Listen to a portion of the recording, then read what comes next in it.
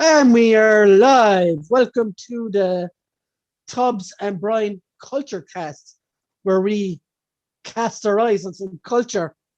Oh, I think I stole that. I do like the sound. No, I do like the sound of how you even introduced that, because now you've actually spun the name, buddy. Instead of it being Brian and Tubbs, as you've now called it Tubbs and Brian. So I'm assuming it's gotta stay that way now. Well, you do have your own segments now, which we will go over in a while. It's been kind of cooking the last couple of weeks, but I think that hasn't even been a planned thing. That's just some legit fucking anger I got built up inside me. We're going to officialize it tonight, and officialize isn't even a word till now. So Tubbs, officialize the segment. Officialize that. So, how was your week, Mr. Tubbs?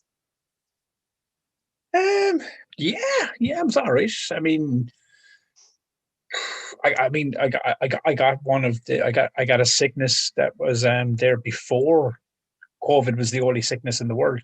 You know, a head cold, Brian, a sniffly nose. Well, yeah. Remember when that used to be a thing? There about a year. Yeah, when you could miss work and everything with a sniffly nose. Nowadays. Yeah. I remember people used to get like sniffly noses and kind of like high temperatures, but it wasn't like a pandemic issue. Yeah, I think that's what I got this time. So yeah, it's been great. Nowadays you say that to get your brain tickled. Oh yeah. I mean, if you say to anyone, "Oh man, throat's very scratchy and sore today," you have COVID. Okay, you just have a sore. Let's not wallow in that kind of that area of the. But yeah. Outside of all of that shit, yeah, my week has been actually pretty damn cool. I did get pretty damn good fucking Blu-ray. Batman: Death in the Family. Now, one thing DC does right is animations. But this one, my friend, is the interactive version of Batman: Death in the Family, which is the one that puts the choices in your hands as you watch. And we have some comments already. Saint City Limerick says, "Hello lads, love your videos."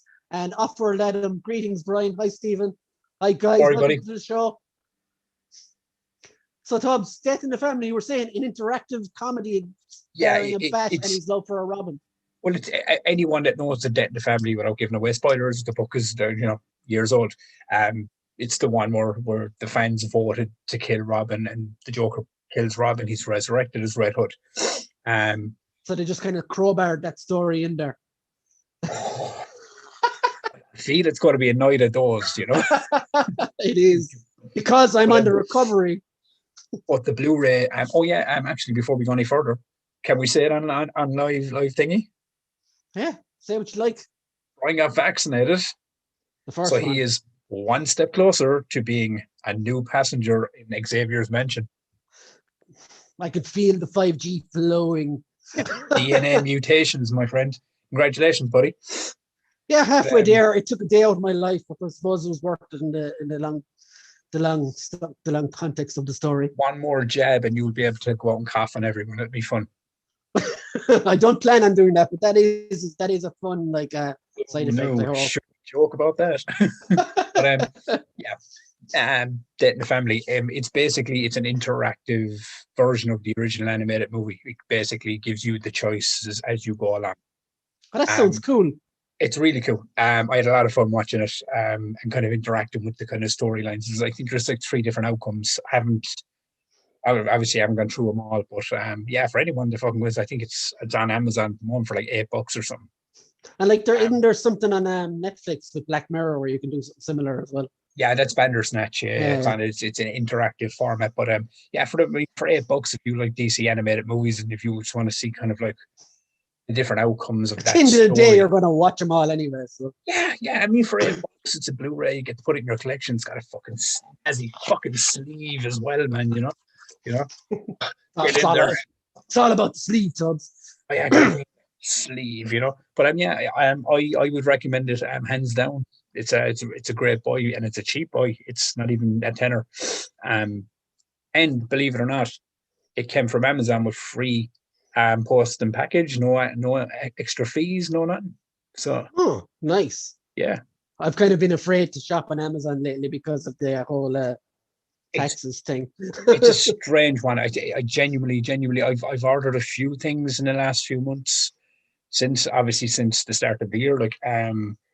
And I think it's only one thing I had to pay income tax on or tax fees on, whatever. Not too bad.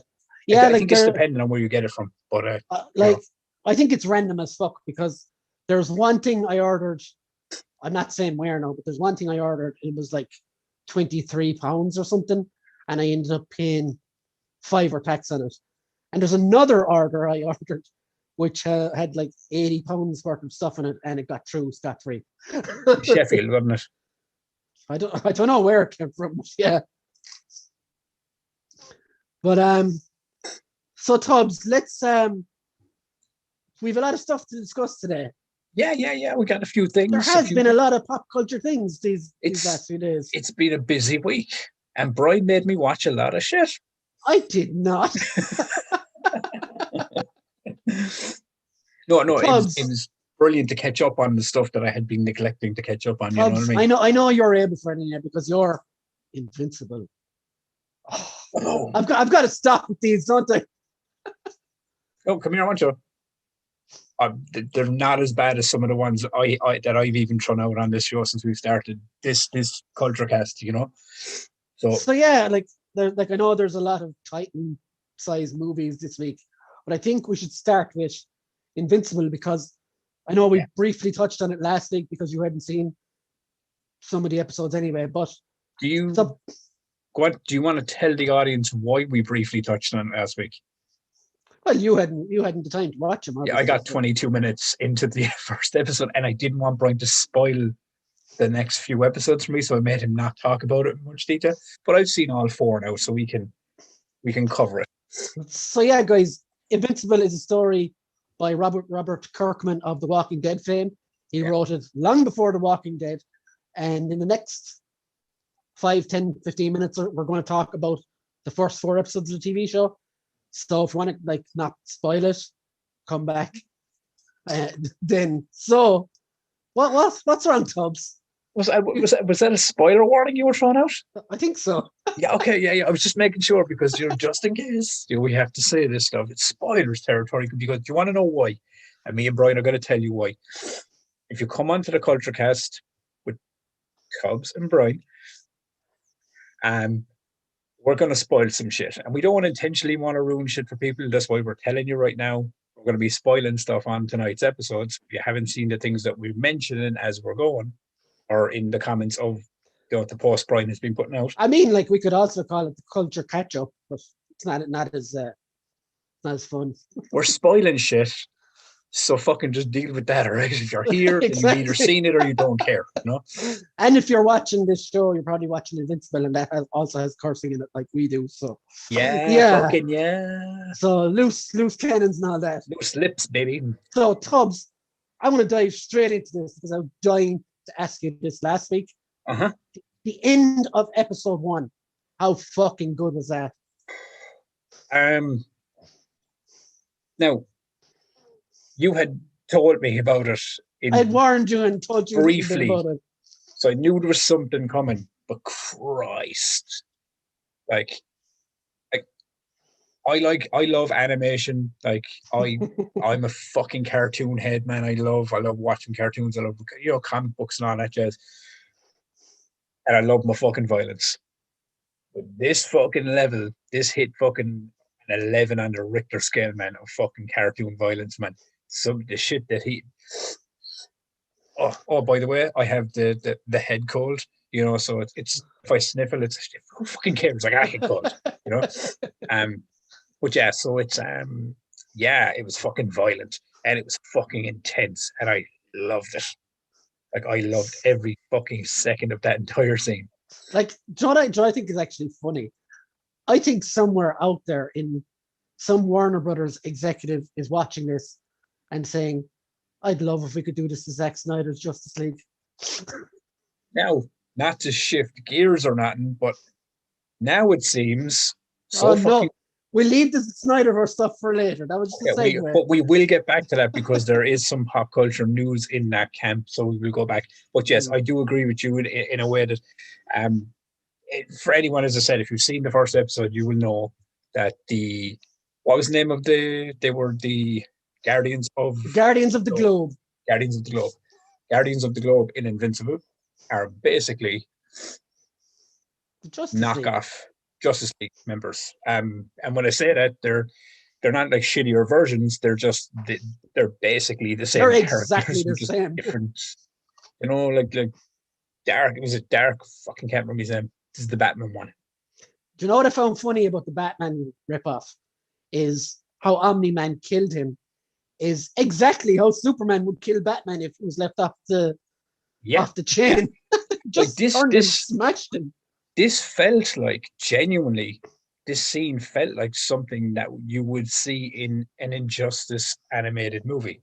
Yeah, with Superman losing his shit. But the big difference is that's what happens Superman when Superman becomes unhinged or in obviously when he's pushed past the limits and becomes evil, or if he's turned by kryptonite influences, so on. Omni-Man's just an asshole. Like he's what we know so far. Yeah, see, this is the thing. 4 episodes in, right? And I genuinely, from what I can gather, he did it himself, but I don't know why he did it himself. Like I don't understand why or what was the motivation, because he seems like an asshole, but he doesn't seem like a villain. Does that make sense? Like my theory on it, having seen all 4 episodes, there wasn't much more alluded to across those episodes. But my theory is he always says that his race is kind of peaceful race or whatever. But actually I think his race is on Earth to conquer, and he's just he said they're sent off to different planets to look after them and stuff. But I think he's the one that's been sent to conquer Earth, and they're a threat. They're a threat. So he just took them out because he can. And when you look at it this way, J.K. Simmons in another superhero property. He's fucking everywhere, dude. He's fucking everywhere. You know? Stephen Yeun is playing the son as well. The cast is fantastic. Like the voice cast. Mark Hamill plays the Which one is he? I'm not going to say it because I fucking can't remember. But Mark Hamill plays a character in it, and it'll come back to me as we're rolling. As we do have the luxury of the internet, so I will Google it. Yes, he can do that. I mean, I could do it here, but I'm talking. But I've loved the younger group of heroes that are coming in. Yeah, they're mostly made up of the guys in school, aren't they? Yeah, which I think is really fucking cool. Do you know what I mean? Because Stephen Yeun's character is just developing his powers. And there's one thing I do love about that is the relationship and the interaction he has with his mother in that show. I think it's such a cool fucking anytime they're chatting on screen, I find it to be really fucking cool. But yeah, I mean, overall, man, I mean, there's been moments where I'm kind of going, Jesus Christ, this is fantastic. So Mark Hamill is playing the dude that gives him the costume. There you go. Yeah, there you go. So, yeah. I wouldn't have guessed that in a million years. By the time I got to like episode 4, my biggest takeaway from it was Omni-Man's an asshole, Robot's an asshole, Cecil's an asshole. A lot of assholes in this show, which it's kind of following up on The Boys, isn't it? That they're all. You know what? It is basically, if you put the Justice League in The Boys type, in that kind of a world, do you know, in that fucking kind of a Homelander fucking types, do you know, like fucking universe. That's very much how it feels. But it's really fucking cool. And I mean, the soundtrack off it is fucking banging. The interactions, I was actually blown away. I remember you had said it to me, just watch the first episode, you'll be hooked. And I was like, yeah. We'll see, Brian. You're not always right. And he was fucking right. I flew through them. Like, and these were 42 to 49 minute episodes. You know, they're chunky episodes. But yeah, fucking, I'm very impressed with what I've seen so far. Very fucking entertained by it. I'd recommend, if you love cartoons, superhero cartoons especially, animations. Go check it out. It's on Amazon Prime. It's fucking got the first. I think it's the first four. There's the fifth one's coming up soon, isn't it? It's every Friday, same as Yeah. So the other stuff. Is it next Friday? So is episode 5. Yeah. Do you know what I loved as well? The army that keeps coming back through the portal every time. They're in like a different time zone or something. So every time they come back, they've learned how to offset one of the weaknesses they had. And I genuinely thought that was I thought that was a piss take in the episode, if I'm being honest. It was like, and then like they sent them back, then they came back with the wristbands on, then they figured it out, and then the leader every time he came back, he got more fucked up looking. And he's in this big mech suit eventually. Big fucking mech suit by the end of it. Do you know what I mean? I was kind of going like, geez, this feels like they're really ripping the piss here, like, but in the best way possible, because it was fucking. But even when you see civilians getting taken out by like the alien races and stuff, and they're just getting like disintegrated, fucking murdered, like. It kind of went to pains to show Mark's character Invincible is how different he is. He saved the old lady and he made sure to go back and check if she okay or whatever. Oh. And then she died. That's what I mean. As much as there's like grotesque, vicious violence, and like a massive superhero hero elements and really good animation, there's heavy moments in it as well. Like there has to be, like, or else violence is just violence or violence sake, like, Yeah, but you know what I do like? You know what I thought was really cool was the little addition when each episode is delivering the opening template for the name of the show. Yeah, and he's just about to every time he's about to say his name, Invincible, the thing just comes up on Invincible. That's brilliant. That's funny. He never gets to finish his fucking sentence when he's saying it. Which I thought was cool. But no, I mean, overall, as I said, I know we're only 4 episodes in, and there's a ton of questions that I had coming out of episode 4. Like, I love the devil character, the detective dude. He's brilliant. He's really cool. Clancy Brown. Is that who voices him? Yeah. It's fucking cool. See, I have all the answers now because thanks to Google. And okay, so if you have Google up there, I can't remember, what is it, Rex? Is that the dude? Remember he fucking, they were doing the new team, they were getting a new team together, and you had the small girl, which is really in her 20s, but she's like a 14. She's getting younger every time she changes, isn't it? Exactly, yeah. And it was the dude, what's he say? Is it Rex? He's gone out with Eve. Is that his name? The fire dude. Yes. That he sounded really familiar. I couldn't. You know who plays him? I'm looking it up. Do you know Brooklyn Nine-Nine? Yeah. Do you know Pimento, the crazy dude that Rosa gets right. That's who voices him, dude. Jason Mantzoukas.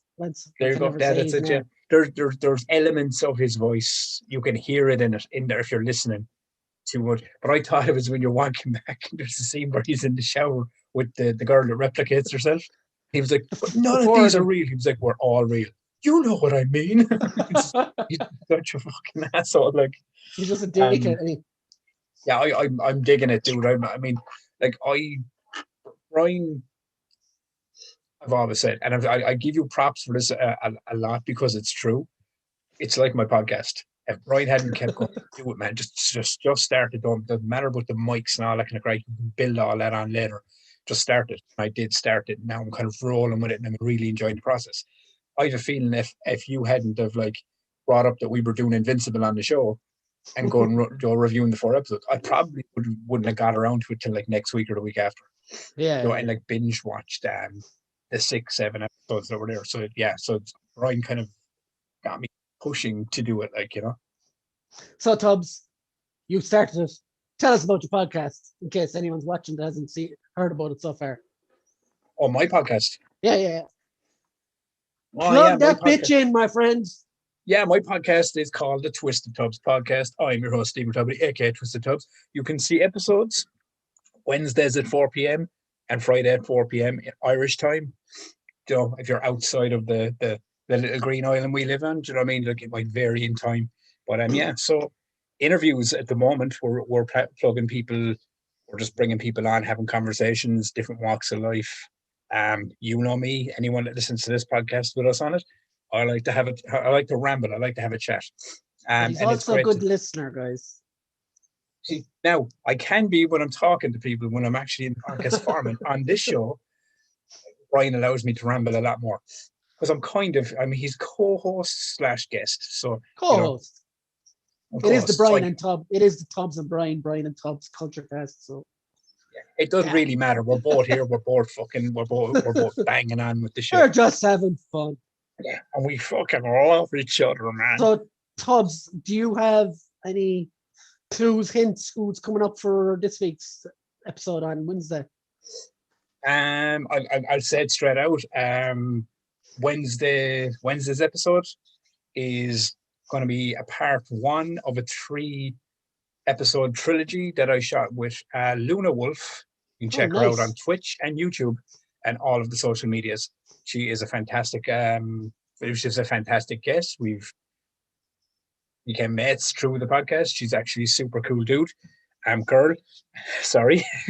But really, really interesting conversation. Really kind of got as I was talking to her, kind of got into the meat of kind of some things that that we both have similarities in and stuff, like, you know what I mean, outside of pop culture, which was a cool thing to kind of chat about and stuff. And you'll see it Wednesday anyway, you know, the first episode. That is 4 p.m. Wednesday. This coming Wednesday. And that's GMT, guys, if you're listening in the GMT. States. Yes, if you're stateside or if you're, as I said, it all depends outside of the bubble of the Irish time. But 4 p.m. Facebook, Instagram, and Twitter will have links. So, Tubbs, let's move on to the big one, Kong versus Godzilla. Yeah, okay. I know you've had some interesting thoughts on this. I do too, by the way. But so I've been looking forward to this one since I saw King of the Monsters. Was it 2 or so years ago? Yeah. For me, of the Monsterverse so far, King of the Monsters was the best by a fucking mile. Mostly because I finally got to see King Ghidorah in a big screen Hollywood adaptation movie or whatever. So what was your thoughts leading into this before you watched it? Okay, so I'm going to break it down to how my feelings are about this movie. I'm glad I watched it. I'm glad I watched the movie. Is that it? No. I mean, look, as I said, it's not the worst movie I've ever seen. It's definitely not the best movie I've ever seen. But it's not a movie that I'm going to be rushing out to watch like anytime soon. You know what I mean? I've seen it. Yeah. I'm happy I've seen it, but you know, and yeah, I mean, we'll get into it, but I mean, where do you stand on it? Like, well, like I said to you, like when I was describing it to you, like it's a monster movie. It's dumb as fuck. Yeah, it's got some of the most stupid things in it. In parts, it's way too short. In other parts, it's way too long. It's not perfect, like, but the fights are good. I mean, like, for the most part, like, I mean, and you could see the setup.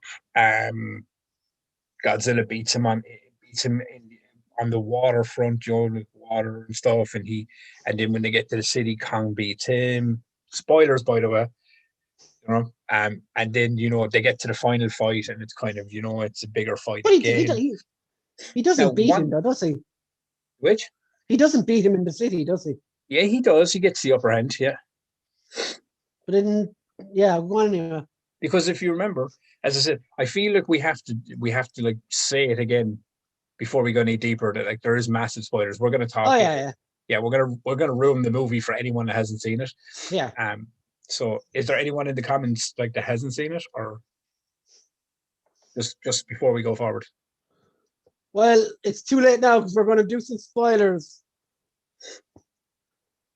So yeah, like, okay, so let's start with the good of this movie. Kong, like, I've seen it said elsewhere, and I'll echo it myself. Within the first 5 minutes, when you see what Kong is doing in his morning routine, I was like, I'm in. You got me. first interaction because with Kong, as you I said. think that was amazing. But he strolls on out into the jungle, scratches his hole, and then goes for a stroll and then picks up a tree. And you're thinking, oh, he's probably going to eat this thing. And then, no, he just fucking fires this thing up into the air. And, and then you realize that, oh, this isn't fucking Skull Island at all. Well, it might be, but Yeah, they shattered the reality fairly quick there. It's a big, massive Truman Show. That's what we were looking at. Like, I think Show. I think any guy past his 30s will relate to that opening scene of Kong just getting up, scratching his arse, having a walk around, firing something out of his way. I'm completely okay with that, because I'm assuming, if you were in your assuming you're in your natural habitat and so on and so forth. I mean, who doesn't get out of bed, scratch their fucking hole, and go take a piss? That's exactly, you can imagine that being it. But definitely, the goods, as you were saying, visually, this movie was fantastic. I cannot take that away from this movie at all. The visuals in this movie looked so fucking good. I think a lot of the budget was used on Kong, though, wasn't it? Because I didn't find Godzilla looked as good as he did in previous movies. And I will find in this one as well, it was I have to reiterate this, right? We're talking about a big, huge, giant fucking ape and a big, huge, giant fucking lizard, right? And the fact that I'm even saying is, I think they fleshed out Kong's storyline a little more than they did Godzilla's in this. Like, you knew what was going on with Godzilla. Oh, he's being bad. He's blowing shit up. People aren't happy. Humans are going to get upset with him. We need Kong to help us, and so on. He's a fucking huge lizard. The reason I'm saying it is, right, you cannot watch this movie with your logic brain and fully on. If you do that, you run the risk of falling into a few factors that I did watching this movie. Where I was going, how did that happen? That doesn't seem likely. I'm watching two fucking crazy fucking Titan monsters that fight each other. That alone should have told me, switch that fucking logic off, Tubbs. You know what I mean? You're here for the popcorn fucking monster magic here. But I don't think you can say that outright either, because Kong, Skull Island, Godzilla, and Godzilla King of the Monsters all mostly made logic and sense how they went down. This one didn't in a lot of places. And I'm very disappointed as well, because Adam Wingard is one of my favorite directors. Like, I love The Guest and I love Your Next. I liked The Blair Witch. There's been some that have been kind of flaky, but all in all, he's been a pretty good director. No, and I thought he would do better with this. I mean, it's not even. I mean, I don't even think I blame Adam Wingard for this, because visually, the fucking movie was fantastic. Okay, yeah, maybe he does have to take a bit of the blame for it, but at the same time, and I say this every week, just because I have an issue with some of the stuff in this movie doesn't mean you have to have the same issues. Or if you do, that's fine. But if you don't, then then I'm not an asshole for not liking certain things. All right, I just don't like them. You can like the things I don't like, and vice versa. But no, I wasn't talking to you there, Brian. I was talking to the audience, you guys. But it was like, even there was like things in it where like it just seemed like it was like, all right, Kong knows he's in a facility. All right, let's get him on a boat because the kid can talk to him. All right, now we're going out to water. No, Godzilla's nowhere near us because we're going this way. Oh, wait, Godzilla's here. Okay, now they're going to fight. Oh, he's chained up. What's going to happen? We need to release him. Oh, damn, the boat's sinking. And then Kong turns it back over. Then they fight. He gets his ass handed to him. And then turn off the boats. Turn off all the lights. Godzilla will go away. And he just fucks off. It was like, look at you, monkey. I kind of understood. I kind of understood that, though. I know. I understood it, but then it jumped to, oh, now we gotta go to the ice place, and then we gotta go to this place, and then oh yeah, when he gets this, Godzilla's going to be like notified, and his brain of Titan magic shoots into the ground, makes a hole conveniently so they can get back to the surface. Now, I want to get to this point for a moment. The reason I bring this up is when he went down that huge fucking hole in the Arctic, right? Mm. And then they took off in their crazy sci-fi ships to follow him. They're all in the ships going, penetrating fucking crazy shit, like, you know, and he's just falling through the thing. La la la, I'm King Kong. Look at me, falling, lands on the ground. Was that an alternate universe, or was that the center of the fucking Earth? It was like an upside down, if you get me. Which was funny. Yeah. They went into the upside down while Millie Bobby Brown fucked around in Hong Kong. Yeah, like all that He was in upside Stranger down, Things, by the way, where there all was that an Kong upside down. stuff was fine for me, and all the upside down stuff was fine. No. Visually, as I said, it looked fantastic, but I just even story wise, it all couldn't made understand sense. what was happening. Well, basically, and I don't say that in a bad way. What I mean by that is, I genuinely didn't know if they had gone through like a wormhole or some like alternate dimension. Yeah, they had gone because it was all upside down and it was all kind of fucking weird and fucked up. And then Godzilla like sprays his fucking, you know, like fucking blue G breath down through the fucking ground, right down to where Kong was, opens it all up, and then like, you know, like obviously gives them the direction to go straight up and fight him in Hong Kong. It was just perfectly placed. It's not because, look, we've seen movies where everything is kind of like, all right, this is going to open up and this is going to happen and they're going to land here and that's where the fight happens. Boom, we've seen it happen 100 times.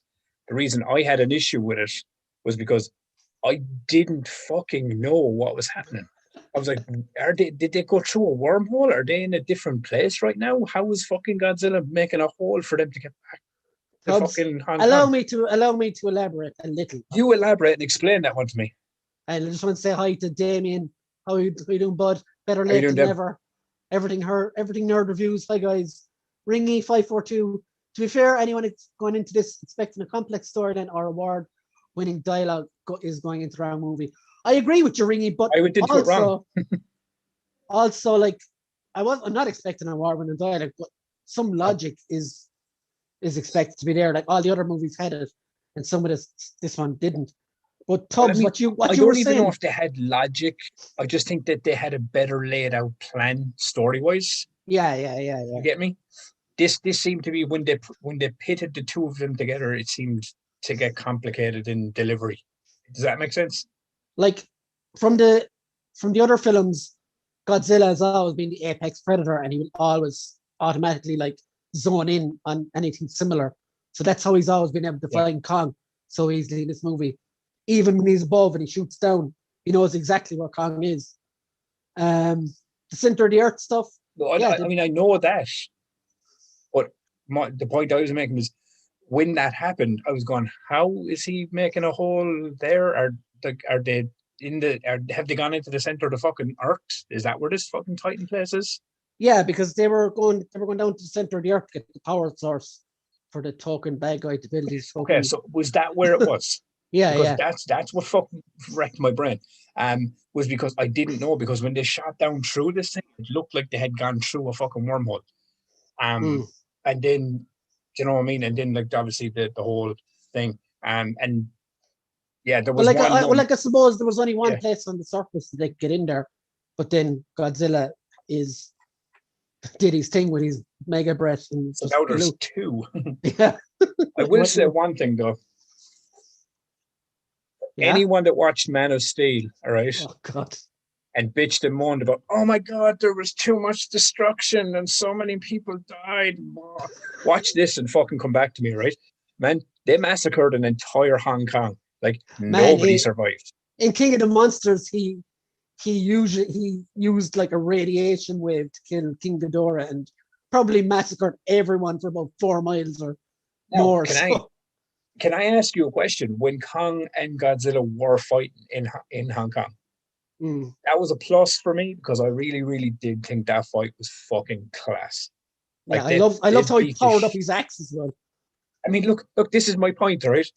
No logic. You don't bring like this logic of yeah, but you know, like there has to be a deeper meaning. You know, like Kong is swinging a fucking axe with crazy blue power from the fucking center of the earth to kill fucking Godzilla or whatever the fuck is going on.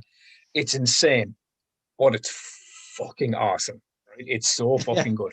it's Um, unbelievable, like visuals but and stuff. did you not find at times it seemed very jarring because of how it was shot? Like in the previous movies, everything was shot in the dark. I think that's the difference. Whereas And I think this, this is what it was. I think what for me anyway, Brian. I don't know if it was just me fucking kind of, with my brain the way I was watching it, but it was because there were so many lights and there were so many quick cameras and close ups, and it some bits of it I was kind of I felt my eyes go like that because it was so much coming, it felt a little jarring at times, but overall that fight for me really was like, this is class. No, this is fucking class. Um, but yeah, I mean, and there was a moment later on that, like, this is people, when you do watch this movie, if you haven't already, what I mean about switching your logic brain off and just watching this for the fun ride that it is a moment that caught me was when they had to jumpstart the heart. And here we go. your man, and for one, your man that decided to do it is the guy that starts like, huh, he's all this guy whole movie, and then all of a sudden he's like, I Mr. love Kong. Skarsgård. Kong's my friend now. Do you know this kind of thing? Just did a 180, like, but he had a gimpy leg. He had fucking got hurt early in the movie, and he's limping. And he decides, I'll be the guy to do it. And he lands the ship down and sets up all the pulse rays, and then sets the ship to do this like mad kind of like like an EMP or something. Yeah, like an EM, like fucking yeah, like a shot, like the paddles to shock the heart. And he did this. Now, as I say, this is where I should have like made sure my logic switch was completely off, right? Because he does this, runs out of the ship, the thing goes, boom, and in the next shot, he's on the ground limping over to the girl's going, oh, and I'm going to go on. And my brain went like this. I was like, huh. All right, how big is Kong? And how fucking fast did this guy run? Because there is no fucking way in logical sense he could have got off that ship, off of Kong, and over away from that blast in one fucking shot. Now, look, I'm a filmmaker, you're a filmmaker, we're actors, we know how this shit works. Obviously, when he was running, time had skipped a few minutes. He obviously had more time than we saw on screen. That's what I mean about this movie. I for that moment, I had my logic switch on and I was going, this doesn't make sense. Hey, Brian, why doesn't this make sense? Because I was thinking too much about this, right? They just used the ship to defibrillate fucking Kong. Yeah. And that should have been enough to go like, all right, now he's back in the game. Let's go fucking see the monsters fight. You know what they say, Tom, when something like that happens? You know what they say when something like that happens? A wizard did it. It must be that, it must be, because that's the only fucking logical way I can explain it. Also, Tubbs, I think you're going to have some happiness in the comments here. So yes. Your little comment has garnered some discussion. Which one? Which comment? So first, Damien says, got some questions for Falcon the Winter Soldier. Is it being discussed later? It sure is. Yes, it is. It's next on the agenda. Damien also says, Man of Steel was great. Maybe me, though. Then Ringy says, I thought Man of Steel was good, too. Should have been a trilogy. He said about Kong and Godzilla. Ringy said there was too much neon, I thought. Damien then said, I thought they were setting up Metallo for sequel, then Brainiac for the last one. Maybe we could use these two as antagonists for future movies. Enough of Luthor. And Ringy says the whole Luthor thing is overdone by now. And Damien said he was over in Superman Returns. Tubbs loves talking about Man of Steel, guys, so I just leave from this happening. No. I've always said it. And look, let's finish up Kong chat first, and then we'll go to Man of Steel for a bit. So right now? Yeah, we'll finish talking about Kong first. We'll stay on topic, and we'll go on to Man of Steel for a few minutes then. So like Mecha Godzilla Kong or Mecha Godzilla. How they did it was fucking awful, in my opinion. What do you think? I really dug the shit out of it. I thought it was cool, but I hated that they were using the head of another fucking Titan to have a dude sit there and put his subconscious into this machine. only to have Mecha Godzilla go, "Do you know what? Fuck you guys. I'm gonna do this on my own anyway." But see, that And makes sense, I think. I didn't think so. I mean, but that's just my opinion. I mean, I was kind of going, I was like, all right, so okay, so it's a fucking robot. It's not a fucking Titan. It's a Mecha Godzilla. It's a fucking machine. So how all of a sudden is this thing after taking on a life of its own But like and just doing what it wanted? in the post-credit scene for King of the Monsters, they had one of the heads of King Ghidorah. So that was what he was using, one with the skull. But was there Yeah, another? but Yeah, go on. no. But this is what I'm saying. This is where I had the issue with. I know they were using the head, and then, but obviously they were doing the whole Pacific Rim thing. You do puts on the thing. He's Stolen shamelessly from Pacific Rim. It totally was when I saw your man put on the headset. I was like, all right, they Pacific Rim this shit. You know what I mean? To have the big. I just watched the new anime as well, and I was like, But I mean, but even all that. I mean, I know I was joking about the logic thing a while ago about John the scene thing, but all that aside, you know what you're watching when you're watching this movie. It's big, huge, beefy fucking monsters, big fucking mech robots, fucking ripping fucking cities apart and fighting each other. You know what you're getting. It as you even said it there. It's stupid. It's fucking silly. It's popcorn cinema. But it's just, but it's meant to be that. You're not meant to go into this going like, where's the twist? Where's the twist, Brian? You're not supposed to think like that. It's fucking, it's monster magic. It's like watching the Transformers, and just enjoying the big fucking flashy fucking robots fighting. But Joe made me laugh the most. It's like the whole mission to the under the earth thing is to get this, down. Is to get this, the hollow or whatever it was, is to get this energy to get this weapon working. And eventually, like, when they do get it, they're like, oh no, I don't know about this. It might do something bad. And your man's like, let's do it anyway. It seems like they were kind of going, all right, we need to go into the hollow to get this energy source and and power this axe, because we can't remember how to get back home this way. So we need to piss Godzilla off up there so he'll make another hole for us to get home. That's kind of what the mission seemed like. We need the axe, we need the power, but we can only go in one way and piss the other guy off enough to fucking make us a hole to get home. And I think Mecha Godzilla, I know he beat Godzilla within an inch of his life, but he was gone fairly fast, wasn't he? Once Kong got a hold of him. Yeah, see, this is what I mean. It's like, this is what I'm saying. I didn't want to get into the end of it too fast when I'm starting. That's what I mean about this film, is the setup of it was like, all right, so Godzilla's going to take fight 1, and Kong's going to take him in fight 2. And then in the third fight, they're going to team up to fight the bigger mecha warrior, and then growl at each other and tip the hat in respect and fuck off home. No consequences.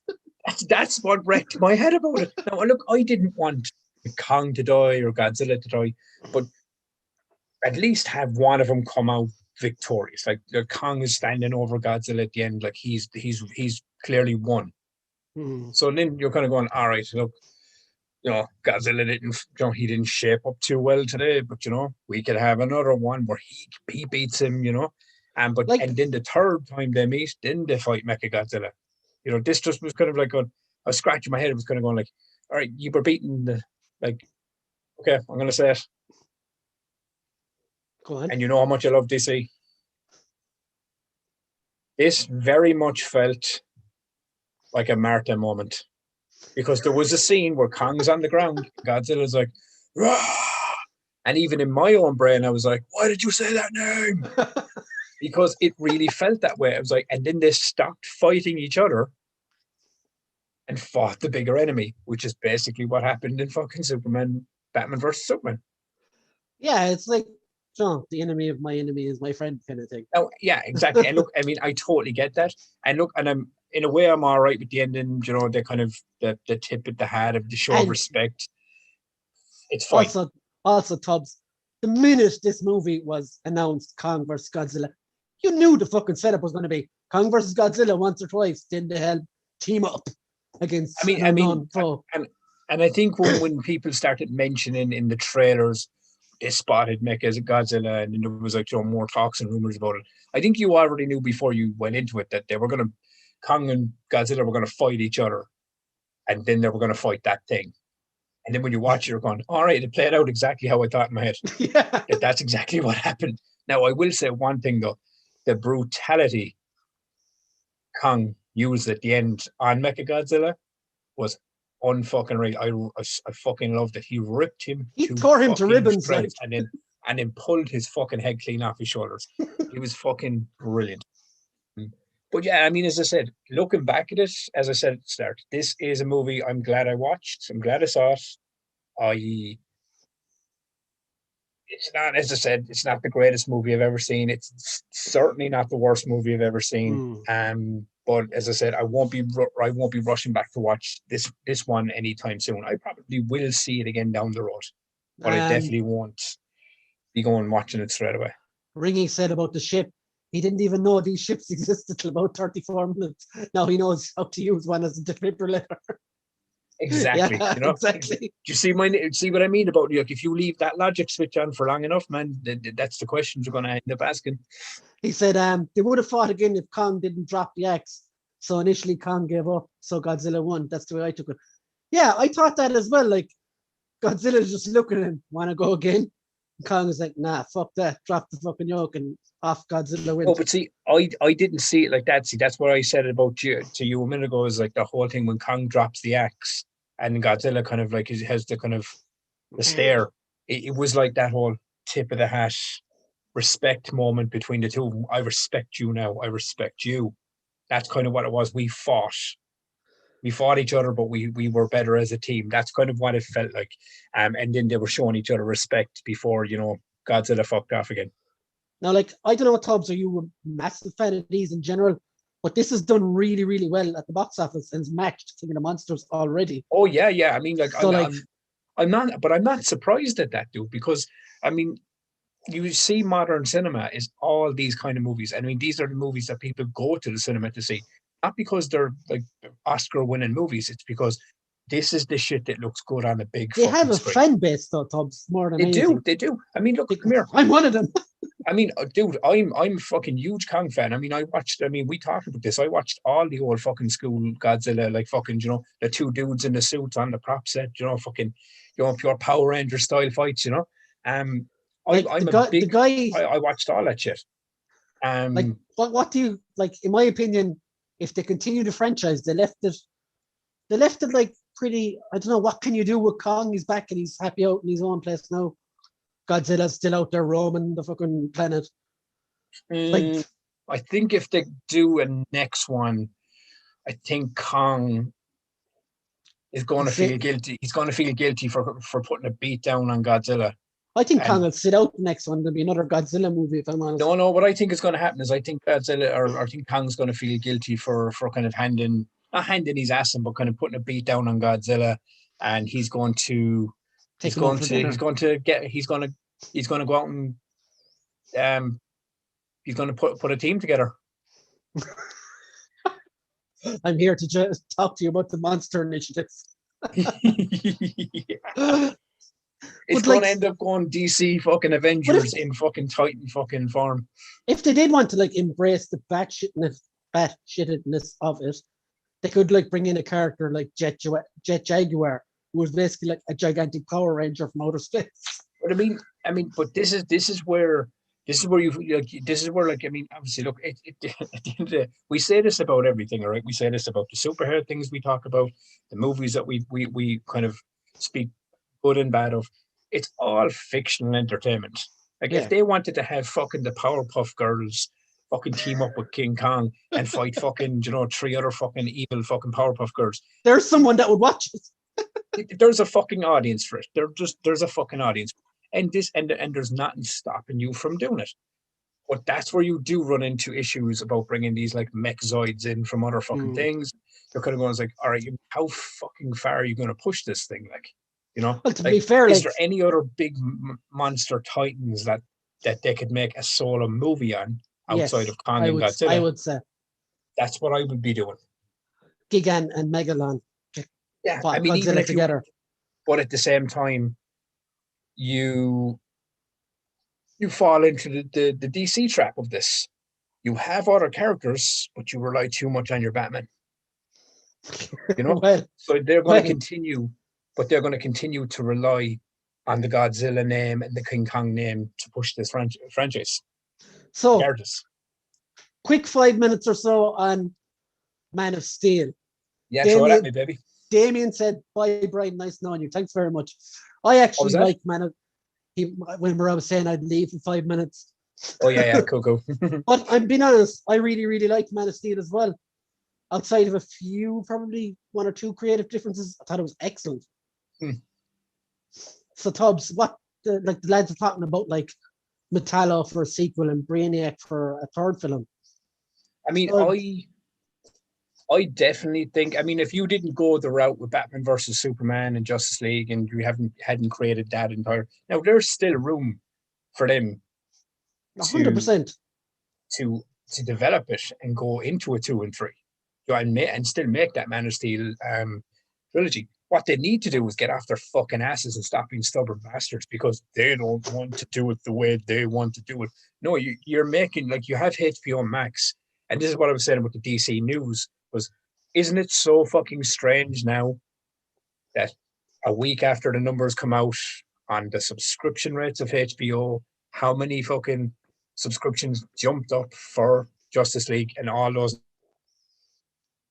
They were signing up numbers for and so on Khan. and so forth, and how much it did, the tweets for Restore the Snyder's Cut, and all that kind of stuff.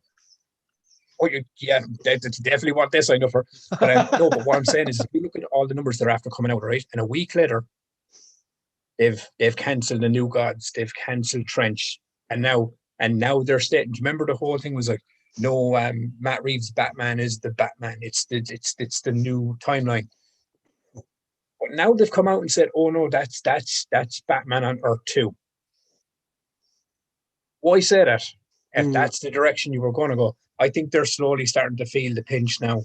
And I think it's not even Warner Bros. I think, as I said, and we discussed it the other day, I don't know if anyone that knows this, but Black Adam is coming out.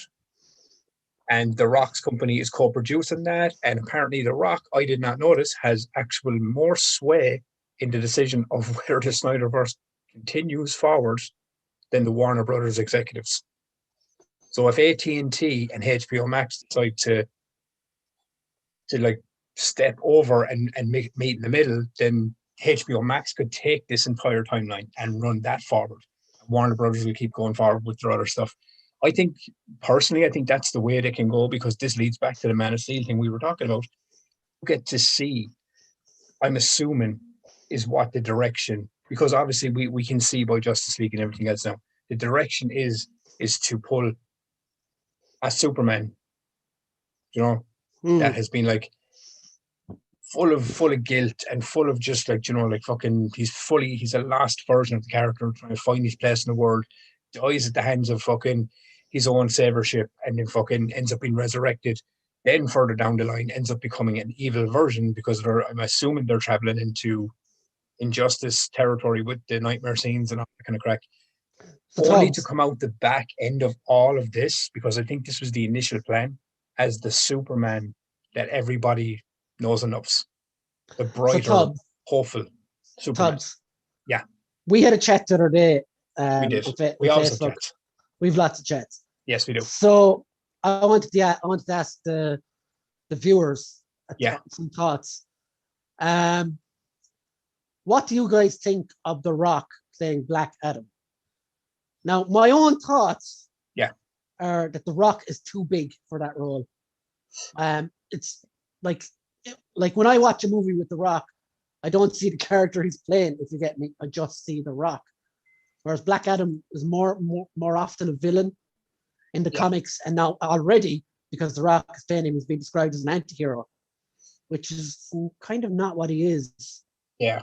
So I mean, look, I do agree with you to a point on that stuff. I mean, and The Rock, as I said, it's not even the fact that The Rock is like, The Rock is not a good actor. It's just because he is that fucking high of a star now, that any role he does take, it's Dwayne Johnson playing the role instead of it being, a character. I do get that completely.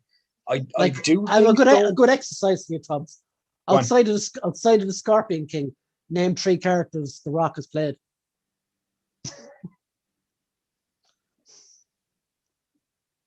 Silence. No, it's not silence. It's genuinely like my brain is fucking so clouded that I can't remember. I can literally only think of I can name movies he's been in, but character names now are where I get lost in translation. But look, outside of all of that, man,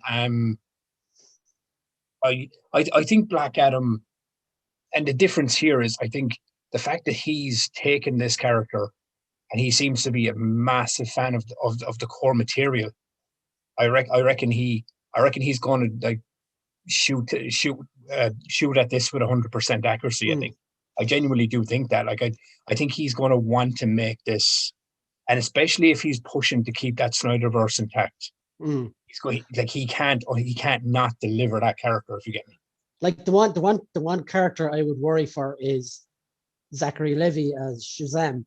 I don't think he can match up to The Rock on screen either, if you get me. Movie magic, man. You know? I know, but like have you seen Shazam, the first one? What do you think of it?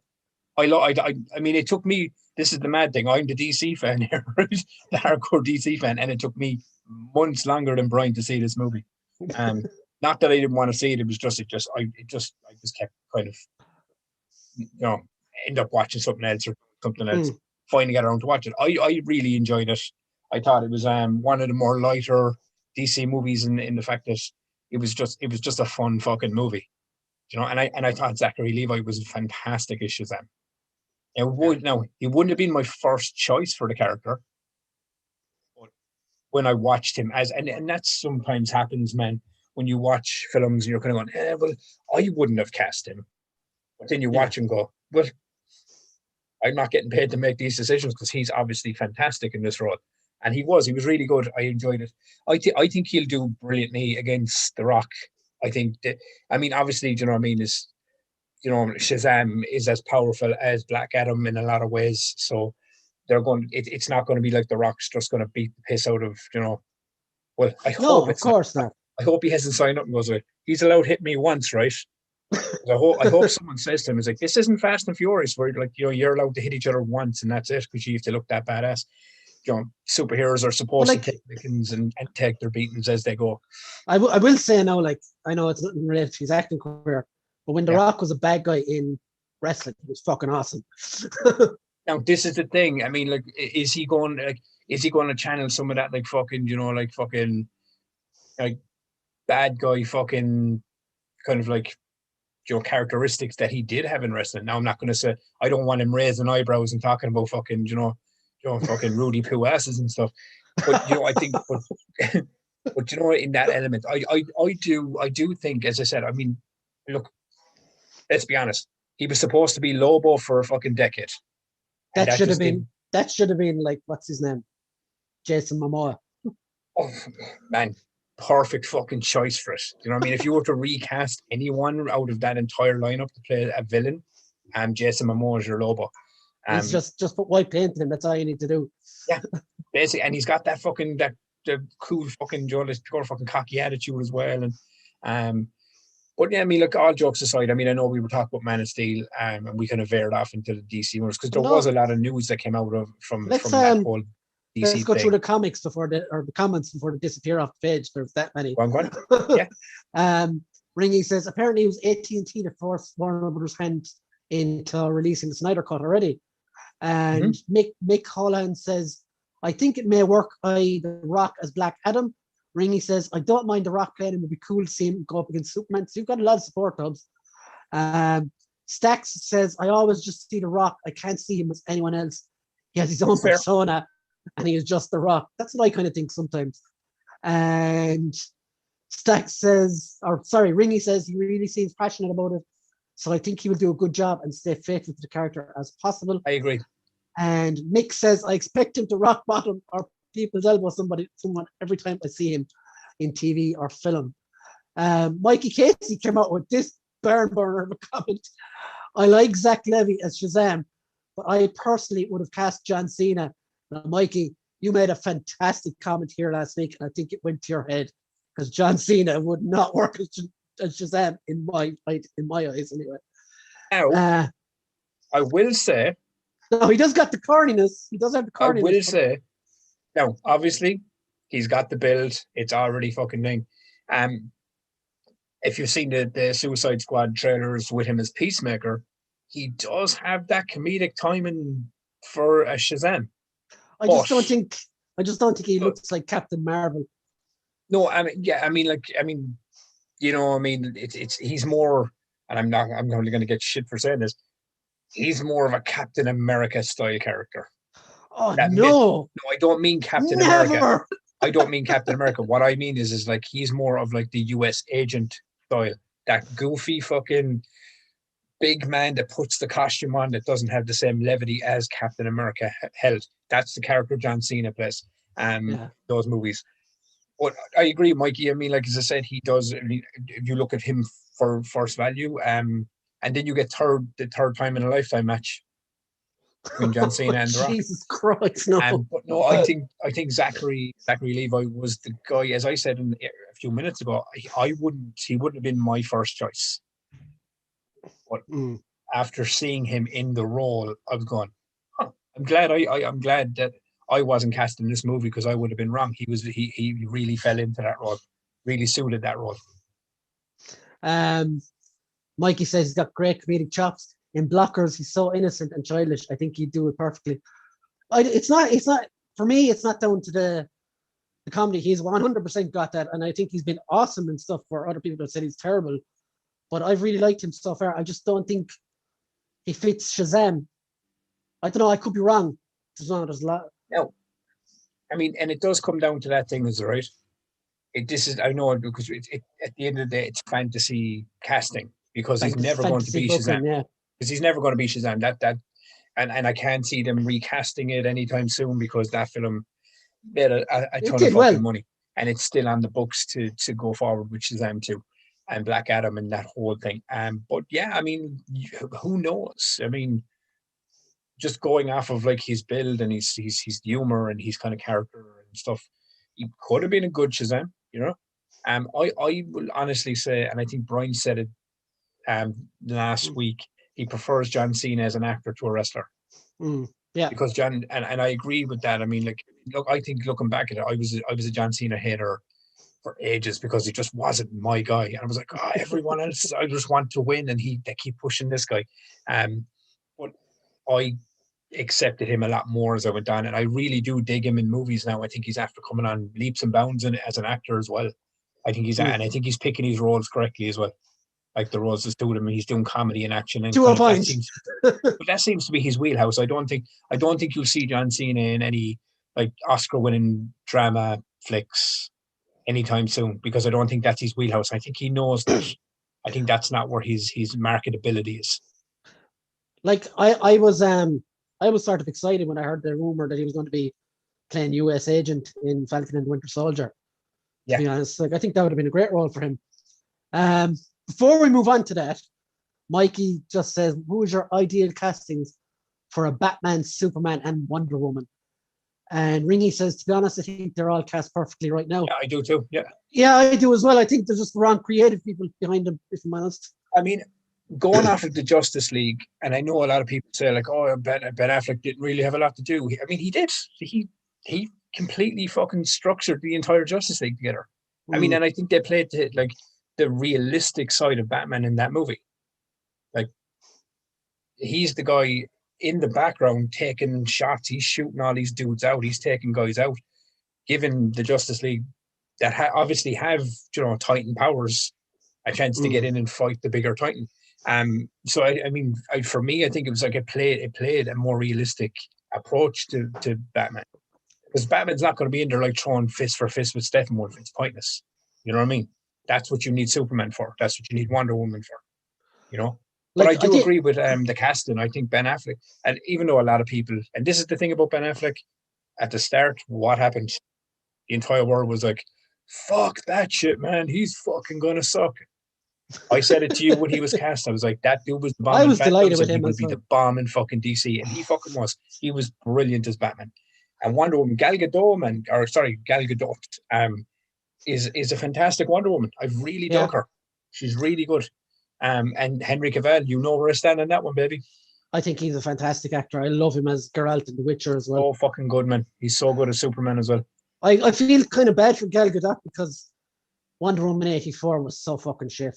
Yeah, she's okay, dude, because I mean, She was fine, but the writing and everything, go away. But now, leading back to what we were saying about the whole HBO AT&T thing, if this Restore the Snyderverse thing does end up going forward, then Zack Snyder is going to end up directing Wonder Woman 3. And he had I do absolutely hate what that movement is doing, though, review bombing other fucking movies. I mean, I don't know. I mean, look, I don't agree with it. This whole thing about cancel your fucking HBO subscription, it's fucking backwards. It's stupid. You need the film to be watched more. You need the film to do fantastically well for it to be pushed forward and even be considered. You leave my Mortal Kombat alone. It's no, I mean, look, you know me, man. I am a DC head, and I love DC movies. I love DC animation. Yeah, I mean, when it comes to the toxic side of the fandom, I'm like, jog on and fuck off. Do you know what I mean? Yeah. That's not what you want, you know. I know, like, DC fans were called toxic because they pushed this whole, release the Snyder Cut thing. I think when you look at the core elements of what that stands for now, is that this guy got to release the vision that he wasn't allowed or wasn't able to release it originally due to a tragedy, and he got to dedicate the fucking thing to his daughter. So, I think I mean, no matter what you feel about the movie, if you liked it or hated it or whatever, the message behind what this movie actually stands for now, and the fact that it was released into the world, it's a positive message and it's a positive movement to that point. But now I hope it just doesn't get to the point where, like, they just push it so fucking far that just Warner Brothers are just going to go, like, fucking, we're shutting the whole thing down. Fuck the laddie. I mean, but they could, like, there's fans like me that just want to money. enjoy this stuff. I just want to enjoy these movies. I like DC movies. I'm liking the stuff. I'm not going to like burn a church down if I don't get my Zack Snyder fucking Justice League 2. I just accept it's not happening. You know what I mean? But I would love to see it. To burn down a church, being honest. Yeah, no, but I mean, I would love to see it. But if it doesn't happen, we will just move on and get over it. Stacks said as well, Cena wouldn't fit in that Shazam suit. Yeah, I mean, I know they had to, like, pad it up for Zachary, but they could have put two of Zachary Levy in there. Yeah. Basically, I mean, like, it would have been a thinner frame suit to build into the Cena's build. Ringy says as well, I think Jeffrey Dean Morgan would also make a great older version of Batman. But he was Thomas Wayne, wasn't he? He was Thomas Wayne in Batman versus Superman, yeah. Now,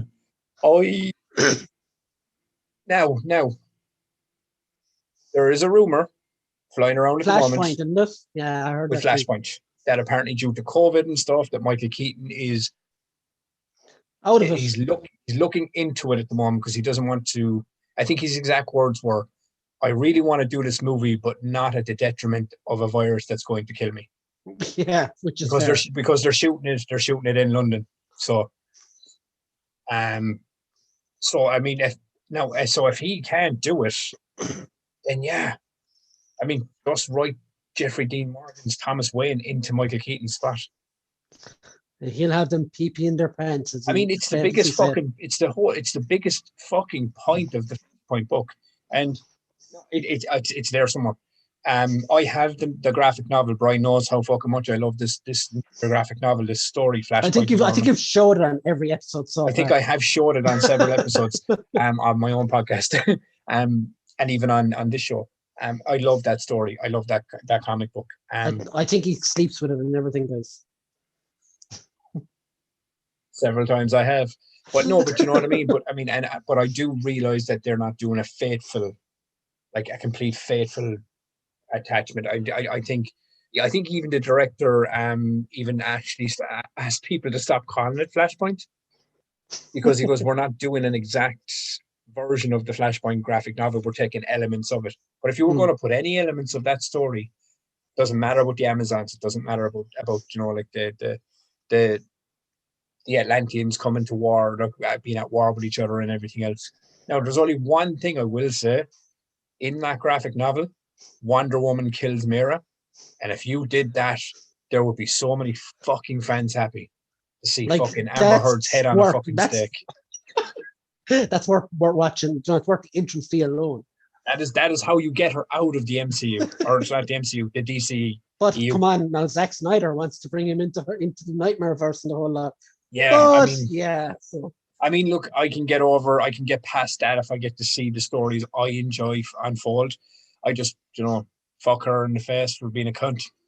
Yeah, but so like I think what a lot of people want all the time is DC to have someone like Kevin Feige at the helm and stop struggling around in the dark looking for a light switch that doesn't exist. Yeah.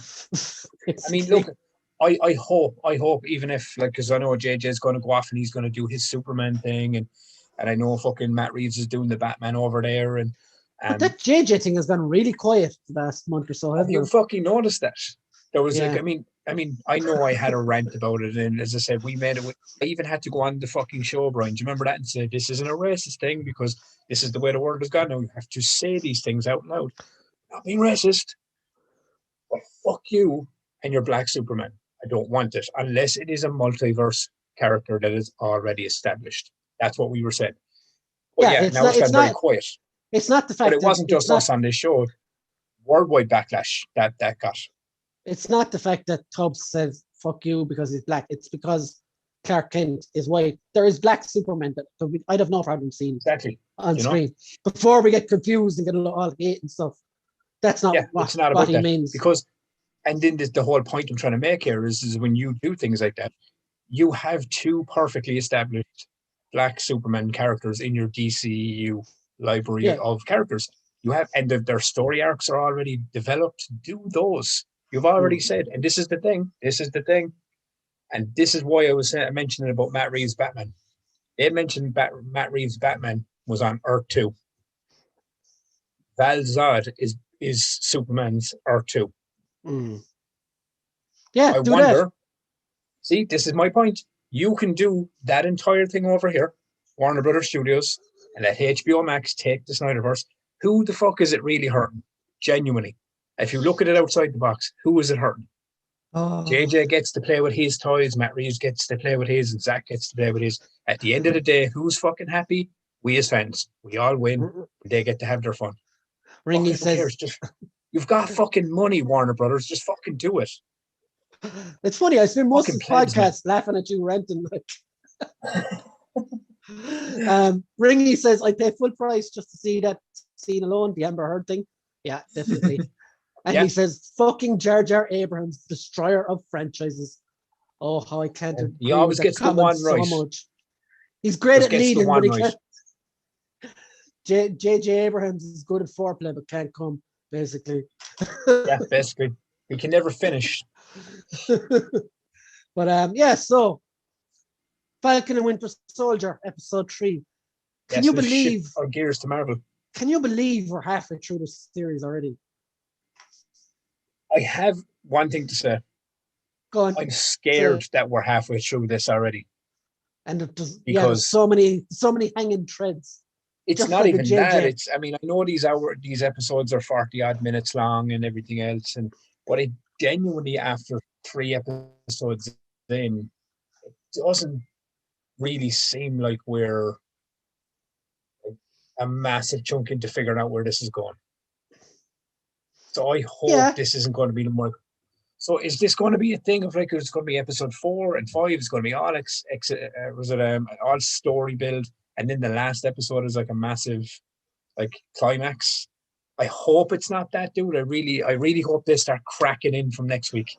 Well, I think the big difference, Tubbs, is WandaVision was a one-off story, and there isn't going to be this could go on to a season 2, I feel.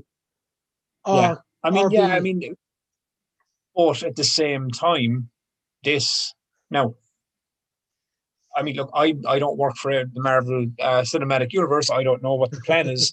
I'm assuming, like WandaVision leading into Spider-Man 3 and Doctor Strange, this has got to be leading in to one of the bigger movies, right? Yeah. But then again, like, you've all these other TV shows that are also like street level, like Moon Knight and Hawkeye and stuff like that. Yeah. So it could be very well leading into those too.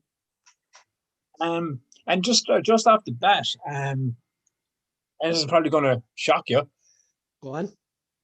Third episode in, Baron Zemo. In full-fledged fucking version, a full episode of Baron Zemo. We had Agent Carter back. The whole shebang, right? And I have to say this was the episode that I found myself least attached to. Really? Yeah. I was shocked when I was watching it. Was episode 1 for me. I was 32 minutes into this episode. And no, now, as I said, this isn't me going, I didn't enjoy this episode because I have been digging this show. But I thought with like Winter Soldier, Falcon, Zemo, Carter, I thought, right, you've a lot of fucking names and you've a lot of characters in this episode. I was going, and by the time I got to like the 32nd minute of it, I was kind of going, I'm not like jumping into it. Like I'm not in the screen. I'm not fucking jumping to the ceiling for moments of this. I'm just watching this episode. The other ones I was kind of like this. I was going, oh, that's cool. Oh, fuck yeah, that's class. You know, I was really kind of getting into that. And I was loving the banter between Bucky and Falcon. And I did spot 2 things in this episode though. Crazy fucking things. There was a throwback reverse scene when Falcon gets into the car. The car thing, yeah. And he says to Bucky, "Are you going to move your seat forward?" And he was like, "No," which was a total throwback to fucking Civil War, wasn't it? Yeah. Yeah. And the bar they go into, did you notice the name of it? It's from Patch Wolverine, isn't it? It's the same. I don't know if it's the same bar, but it's the same name from the X-Men 1 movie, which I'm assuming is a comic book. Oh thing. No, I know the place. No, the name of the bar, which I'm assuming is a little Easter egg nod to the bar that from the comic book that I think was it when Wolverine had the stupid eye patch? Yeah, Patch. Yeah, Patch. Yeah, he worked there as a bartender. Yeah, so I mean that was a nod to that. Then I was thinking to myself because how the MCU makes you think with your brain, and I'm kind of going like, wait, are they dropping hints at Wolverine right here? No, it's just an Easter egg. They're not. No, I know that, but my brain's messed. Like my brain's a mental case that thinks these things, and I was kind of going, oh man, I wonder is that a fucking little tiny little nod? But yeah, I noticed those 2 things. But yeah, it was just a weird one. I was really digging the episode. I loved Zemo in it. I thought Zemo and the Zemo and Winter Soldier's back and forth were really good. You know, it was very throwback. I know. Kevin Feige said like Madrid 4 where they went is an X-Men location. Like, and he said they weren't allowed to use that up until the past 2 months. So it's definitely an X-Men like reference. I think like, do you know what the one bit that pissed me off in this film or this episode? Yeah, was they're going to meet this girl or whatever, this one inside, this villain or whatever, and Sam's phone rings. Like, if I'm going like to work or anything mildly important, I put my phone on silent. Why, when you're on a covert op pretending to be someone else, would you leave your phone on? Is my signal gone a bit funny there? No, it seems fine to me, man. Go on. All right, cool. It just popped up on the screen saying unstable signal because fucking why can't you have a fucking full week where it just doesn't be a cunt?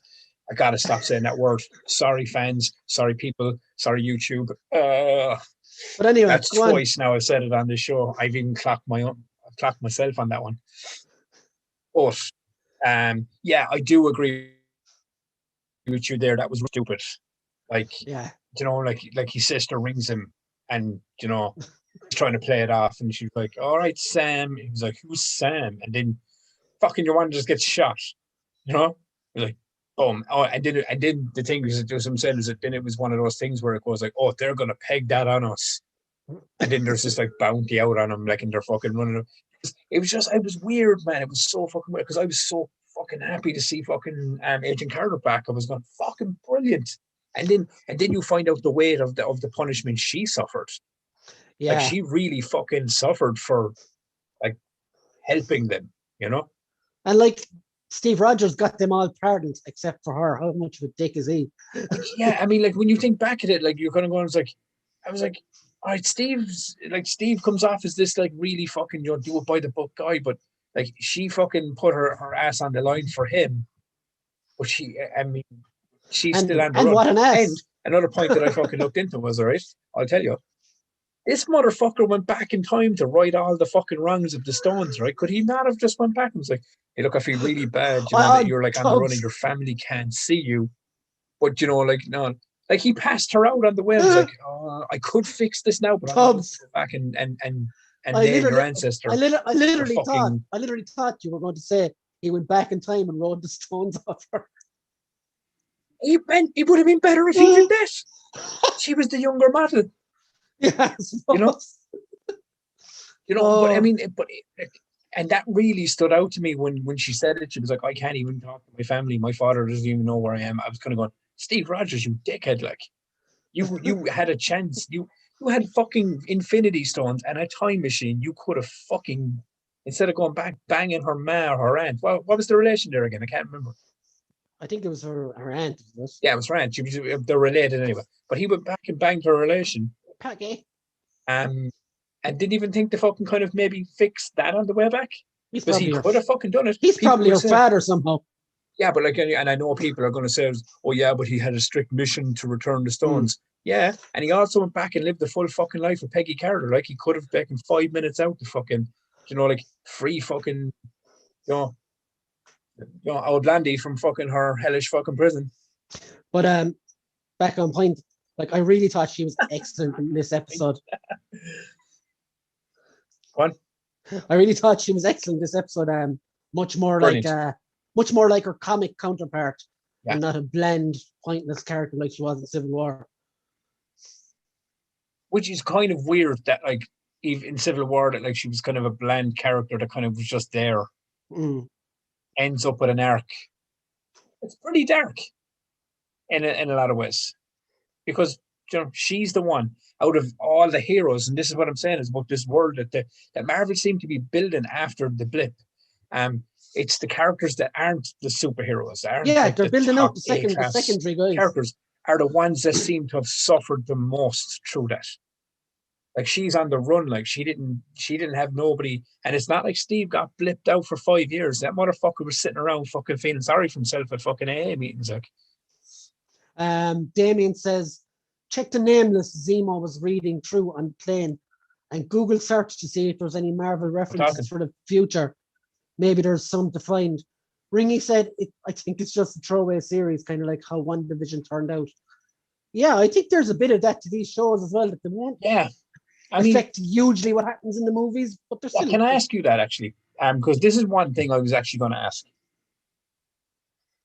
Obviously, none of these shows are going to have any real consequences to the movies, right? So can I ask you a question? Yeah. What is the fucking point of doing the shows? Well, like, I suppose if you're a hardcore fan, you'll watch these. If you're a casual fan, you'll just turn up at the cinema on your first date with some bird and watch the newest superhero movie. You're not going to be wholly invested. I totally get that, but I mean, I am a massive fan of these movies and this product. I kind of want the shows I'm watching to mean more than. I think where it's going to matter is when me and you turn up in the cinema. Let's say cinemas are open, and see Doctor Strange in the Multiverse of Madness. Me and you are going to be like, "Oh, here's Wanda. Look at all the shit she went through." Yeah. Whereas the guy 3 seats over will be like, "Oh, I wonder what happened to her after Avengers Endgame." So that kind of way, you're like, being a more hardcore viewer will be more gradually rewarded or something. I don't know. I mean, and I totally get that. I do. I'm just wondering if you're not going to put high stakes or consequences into these shows, or like pay off a massive kind of like have a massive star show up, like have Steve Rogers show up at the end of this show, even if it is Old Man Cap, but just to build to something. Like, if these shows are only there to be shows of like lesser known characters in the MCU, like not the A+ players, if you get me. Then what? I mean, look, I get why they're making them because it's fucking cool, and we get to see fucking Mm, extra characters really fucking explored out. Like you look at WandaVision, me and you always liked Scarlet Witch. I always mm. dug the shit out of that character, but lesser characters, you know what I mean, got to be showcased a lot more, and I think that's cool. But I Like, just think in the grander stage of things, if you're just making these shows for the sake of making these shows, it seems like you could be spending a lot more of your time building bigger movies and connections to the universe that you're building.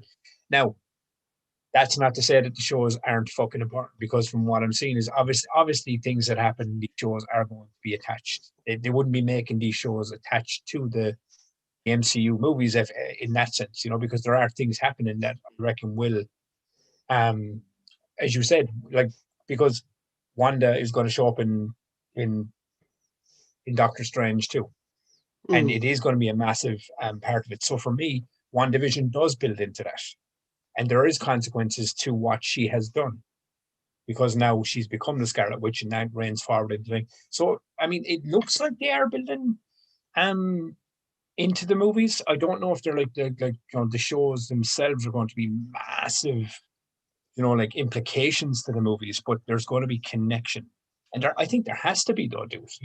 But like, I think as well, we're only like 1.5 shows into this whole thing, I mean, I and think, and you've got the same problem with the Mandalorian as well, with the Star yeah, Wars films. He's going to show up somewhere there as well. yeah, Like, I don't know, like, there's going to be a film in the next 2 or 3 years when a fucking white version of Vision shows up, and people are going to be like, "What the fuck is that?" yeah. See, So this is what I mean. Is it has to be, but there has to be a connected base. there I will mean, be, I think. because I know what you're saying about like the hardcore fans will watch the shows, the casual fan won't, but you still can. I mean, like, and what's the best way to explain this?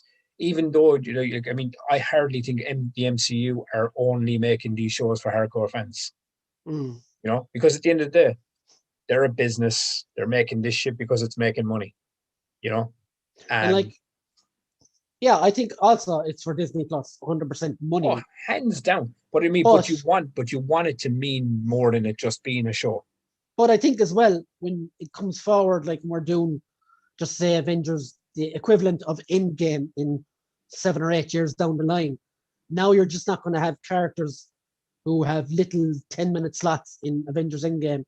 You'll have characters who have a whole TV show behind them. Yeah, so when they do show up, it'll mean more. It'll mean so much fucking more. Yeah. Like, See, that's what I mean. That's for me. That's for me is connection to the movies. That's the connection that you have. You're building a broader thing. I just don't want the shows to be, oh, we're giving you more time with these characters, but it really doesn't kind of hold any weight to what's going forward in the movie universe. I don't want it to be that. Like, I and mean, like, for me, that seems pointless to do these shows unless it holds a bit of weight going into the movies. I think you can see through the to both TV shows that they're building a young Avengers roster as well. It's like quietly in the Yes, background. yes, you can definitely For see it. Torres and all's in this one. Like, I mean, is it already, like, you know what I mean? But yeah. So let's talk about the ending. Let's go into the comments first before we go any Yes, go further. on. Damien says, "Is Zemo really the power broker? His line at the end suggests he is. Still maybe a tease. Zola is still my target. Could be wrong." Damien also says he loved this episode. Ringy says, "The way they're talking in show, I'm wondering is Steve Rogers supposed to be dead?" Mikey says, we'll get through all these in a minute. Yeah. Mikey says, "WandaVision was needed and deserved TV format and all the episodes to tell the story. So far, Falcon and the Winter Soldier feels like it could have been a movie rather than a full season. Hopefully, the next episodes would prove me wrong. But I currently feel like Falcon and the Winter Soldier feels it would have been a better 2.5 hour movie." And Ringy says, "I agree, Mikey. At least episodes are longer than 25 minutes. So a lot to unpack there before we get to the ending of this. Yeah, I agree there about Cap possibly not being around anymore. They're kind of talking about him in the past tense in this a little bit. I genuinely think, that that's just one of these red herring things. Mm. I genuinely do. I mean, especially now that Chris Evans has expressed interest about to partly come back as Cap. Now, I don't know if that's for Old Man Cap or if that's like fucking, for whatever. As I said, I don't work for the MCU. I haven't got a clue what they're doing outside of what they show we me. can speculate. We can speculate. And this is what MCU does in its greatest fucking form. It gives you a show. And then, as I said, I watched this episode, not coming out going, oh my God, did you see what Zemo shot the dude? I was like, oh man, is that a reference to Wolverine?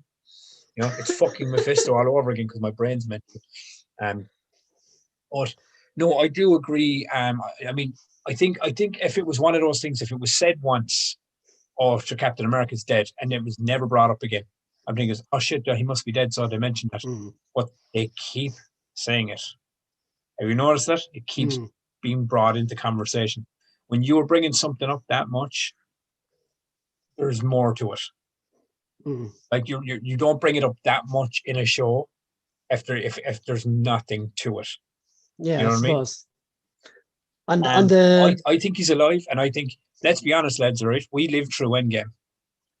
So there is nothing to stop them bringing Iron Man and Captain America back into these fucking franchises. I think that would be jumping the shark for me. Oh yeah, look, it might be jumping the shark, but let's be honest, we left Endgame with what happens. You can go back in fucking time. You can go into a multiverse, you can pluck things out of everywhere. And even the Hulk can do it as long as you're willing to shit in your pants, like. Exactly. And let's reiterate this one more time. This is fictional fucking entertainment, right? You could do anything. And I reckon it's in the cards. Now, Iron Man, I think Robert Downey Jr. has more or less said he's done. But I know Chris Evans has been kind of rumored to be up for coming back to the role if there was a good story architecture. Like if there was a reason to do it. A solid, good reason. Director of S.H.I.E.L.D. Cap. There you go. I mean, who fucking knows? I mean, like, he could come back at the end of this, but I don't know. I don't think it'll be here, but it might build to something else. But yeah, I watched this episode out of all three, and I'll hands down be honest, I won't say it was my least favorite. I just found I wasn't jumping off my chair as much for this one, which was such a fucking shame, because this was the episode where Zemo came out, and I thought I was going to lose my fucking mind. I will say, I was really entertained, but I didn't lose my mind. I did like the whole, what if I theoretically broke someone out of jail thing. I thought that was fantastic. The setup for that was brilliant. Don't get me wrong. This is what I mean. This episode had like moments of brilliance in it, but I just found, like, last week's episode 2 for me so far is my favorite episode. Yeah, same here. And it was and I think it was genuinely because of the friction between Bucky and Sam. I think LD Cap made it. Actually, one more thing. I'm fucking the male equivalent of Brie Larson. Yes. Yeah. And that's not a dig on Wyatt Russell, man, because I think Wyatt Russell is actually a good actor. I just like, he's doing his job, because I can't stand looking at his fucking head. I think this week's episode lost something because he wasn't in it. And do you know what I mean? Maybe. I mean, he's definitely going to play a massive part in the next 3 episodes. It's guaranteed, because they wouldn't have brought him in and made him the Captain America for nothing. But my point is we're now into the 4th episode, so they really need to stop pumping the brakes. They need to just fucking accelerate and push this fucking forward and really kind of come out swinging for the next 3 for me. And it's not for me. It's Marvel. They always do it. You get fucking 6 epic movies, and then you get Captain Marvel. It is what it is. Some people aren't Captain Marvel fans, but yeah. So, like, on Zemo, yes, I wasn't a massive fan of how he was portrayed in this episode.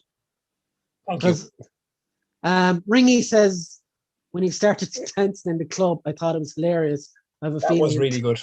I have a feeling turned villain. Yeah, but it seemed really, really out of character for him. This is my problem. Moving around, sorry guys, because my leg went dead. That's okay. This is the problem I have, and it's exactly what you said there. It was because where we left off with Zemo, like he was, like you could tell, like he hates the Avengers. The dude was ready to die. Do you know what I mean? And I mean, look, we all know there's an ulterior motive. He's not playing his whole hand in this episode. There's obviously more to come for him, but like. I would have loved to have seen Bucky just like hand his ass to him at least once. Yeah, I would have loved to see him just to fucking just because like like even and you kind of got the moment where he started reciting the words to Bucky. Bucky was like, "Well, that was like that." Or it doesn't do shit to me anymore. Yeah, that doesn't work on me anymore. He was like, "Oh, okay." Do you know what I mean? They're just testing it. I thought it was brilliant. That I think it would have been really. Because the thing that annoyed me about this episode, you have Zemo, you have Sam, and you have Bucky. Bucky's supposed to be like fuck you, Zemo. Do you know what I mean? For like, like the way things ended and everything else, and the whole fucking shebang. But instead of having friction with Zemo, he's having friction with Sam still. And I thought this, if for me personally, I thought this was going to be because of Zemo. I thought this was going to be the episode that kind of pushed Sam and Bucky a little closer together because of their common enemy kind of type thing. It was just a weird one, but I do like the ending. The fact that they actually didn't forget the whole Wakanda thing. That's very much still in play. I was gonna say before you went on that if this is the DC universe, Bucky would have beat the living shit out of him and asked him, "Does he bleed?" I mean, look. I mean, but can I ask you a question? But I'm sort of agreeing with you here. That's my point. It was almost too light. Exactly. It was like. I mean, I get the whole PTSD thing. I get the whole guilt thing that Bucky's going through, but this guy was a big part of why he feels the way he feels. Yeah. If that was me, and I finally came face to face with this guy, and I feel I'm now free of that control and everything else. Like not my Wakanda arm, or is it this one? Yeah, not my Wakanda metal arm, but my real arm is hitting him in the face, just to make me feel a little better, like that. Like, fuck you. My Wakanda arm is slapping his jaw off his face. But yeah, and I mean, and look, don't get me wrong, maybe I'm fucking kind of I'm seeing things that's going to happen next week or the week after, but I just felt, yeah, it was a bit weird. I did like the throwback argument that Sam and Bucky had when they were in the gunfight. And he says, he's like, "Why didn't you go to the left?" He was like, you went the wrong way. It was like, I was going, all right, Cap says it to him, says it to Falcon first. Falcon says it to Captain America at the end of Endgame when he goes, "On your left," and then Bucky gets to say it to Sam here. I was kind of going like, that's really fucking cool. It's things like that I really, really enjoy. I love the whole revealing that Zemo is a fucking baron as well. He's basically a billionaire. Yeah. I mean, look, I do like Zemo. I thought Zemo was one of the best parts of Civil War, character-wise and everything, but I do think it was weird. I think after discussing this episode, I think that's where I landed on this episode. It wasn't a bad episode. I did enjoy it. I actually was entertained. I think this episode seemed really like a little weird to me. Do you know what was the weirdest thing? Is that when they came out of the trailer after he shot the serum dude, he's trying to kill all the people or super soldiers, whatever. Yeah. Is that he put on the mask to shoot all the dudes around the place and then more or less took it off again straight away. Yeah, it was the most sharp fence service spot I've seen in any film. I mean, I agree because I thought by the time he put that mask on, that was going to mean something. Like that was going to be like the real like villain Zemo is back. Yeah. Like he's the villain Zemo now. He's that character, that version of it. I didn't think it would be just a throwaway thing for, as I said, is just to put the mask on to shoot a few dudes and then take it off and go, "Hey guys, let's go dancing." But yeah, like I literally thought he was gone bad when he did that. But then he picked him up from the car. Dude, now, like, I mean, there's another thing, right? When he shot the fucking guy in the lap, like the guys didn't even really chastise him. No. They're like, why don't do that again? You know, I'm kind of going like, lads, like there's a reason. Like, I mean, but then again, there's a reason these guys were Captain America's sidekicks. Mm. You know, maybe because Cap probably would have just hit him with the shield. Do you know what I mean? And put him back into prison. These are probably lessons these two have to learn on the way. You know? But yeah, I mean, overall, I'm enjoying the show. We're 3 episodes in. You know, we're gearing up for episode 4 next week. I just found this episode was kind of a little weird in places for me. Which I think kind of, I don't know, it was weird. I can't explain it. I really can't. I've been trying to explain it for the last half an hour, but I can't. It just didn't land fully for me. Some comments. Ringy said it was the new Cap I meant that was turning villain. Yeah, definitely turning villain. Mikey says, is it bad that I'd rather a full series about Isaiah Bradley's origin instead of Falcon and the Winter Soldier? Man, I would love to see 50s Cap kick the shit out of the Winter Soldier for a couple of episodes, definitely. Ringy said, I thought he would at least give him one slap. Yeah. Mikey says, the mask is to sell more action figures and Funko Pops.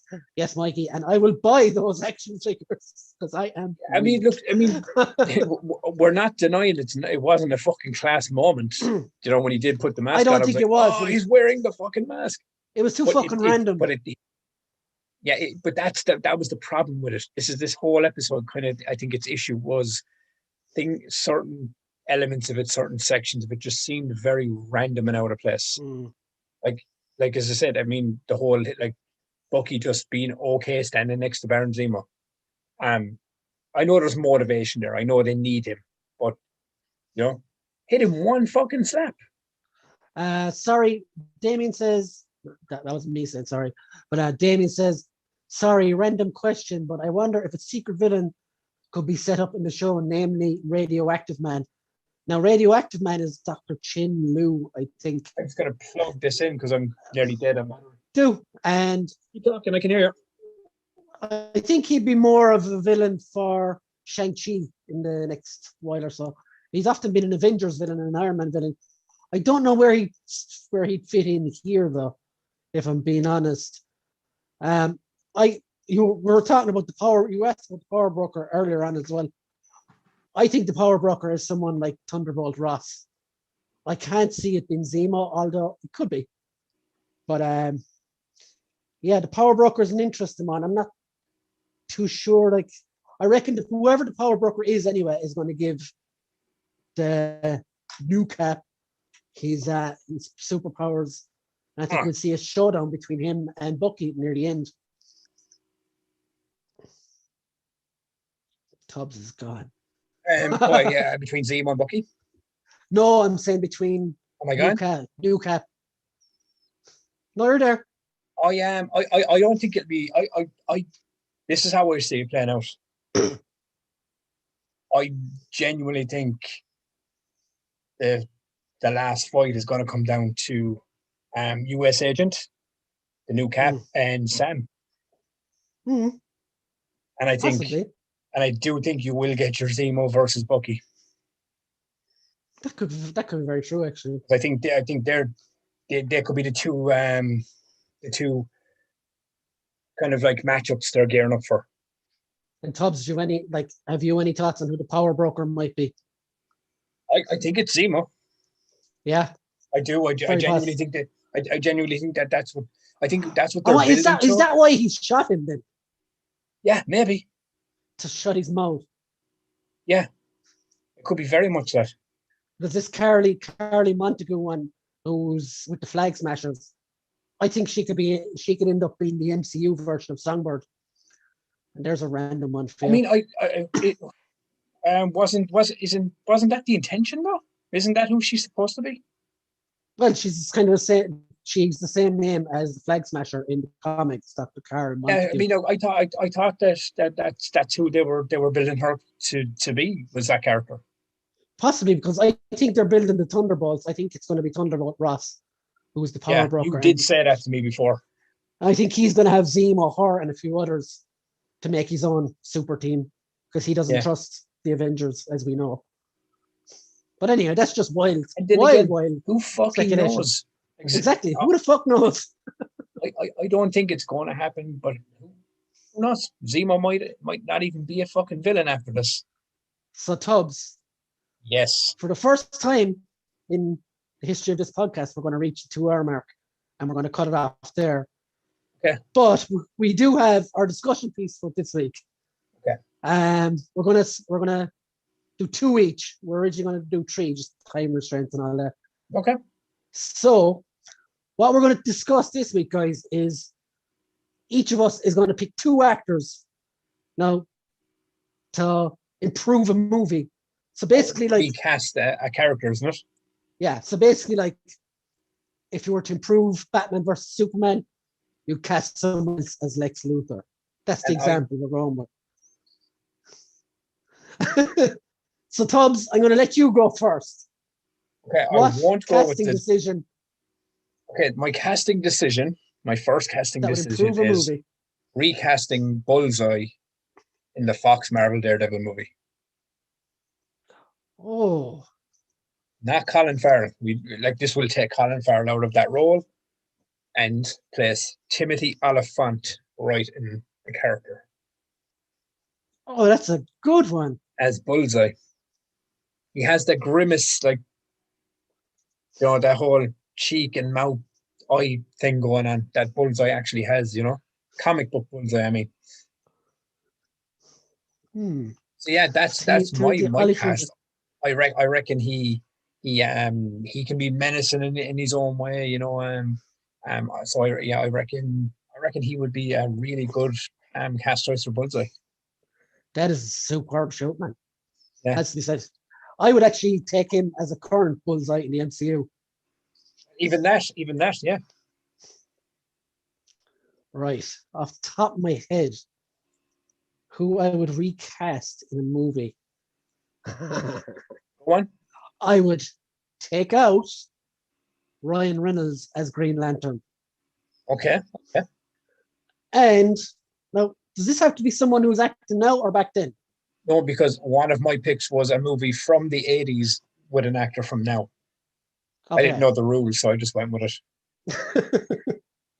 Okay, so my choice to play fucking Hal Jordan will be Matt Damon. I really like that choice. It's totally different than what Ryan Reynolds was. Yeah. Ryan Reynolds wasn't terrible in that movie. See, this is the problem, and it does come down to that thing. Ryan Reynolds was a very good character choice and very good Hal Jordan in a really, really, really badly made Green Lantern movie. Like, no actor is good enough to fix a movie that the director and writer or fucking whatever happened fucks up. You're only as good as your acting ability. You can't act CGI suit that fucking ridiculous, Yeah. So no, I like that choice. Matt Damon as the Green Lantern and Batman as Ben Affleck's Batman. Yeah, but I think like if I could fully recast the character and everything, I would change it to Guy Gardner's Green Lantern, not Hal Jordan. Oh yeah, I mean, like that's the whole concept. You're changing. He's a much more harder fucking military style Green Lantern. Okay, Tubbs. So your second choice. Okay, I go with the first choice I picked as an honorable mention. I just say it. I won't put detail. Honorable mention. Oh man, have I got all fucked up? No, go on, Mark. Keep going. Yeah, my honorable mention was for taking Dolph Lundgren out of Masters of the Universe and replacing him with Chris Hemsworth in current day. There's my honorable mention. Okay. There's your He-Man.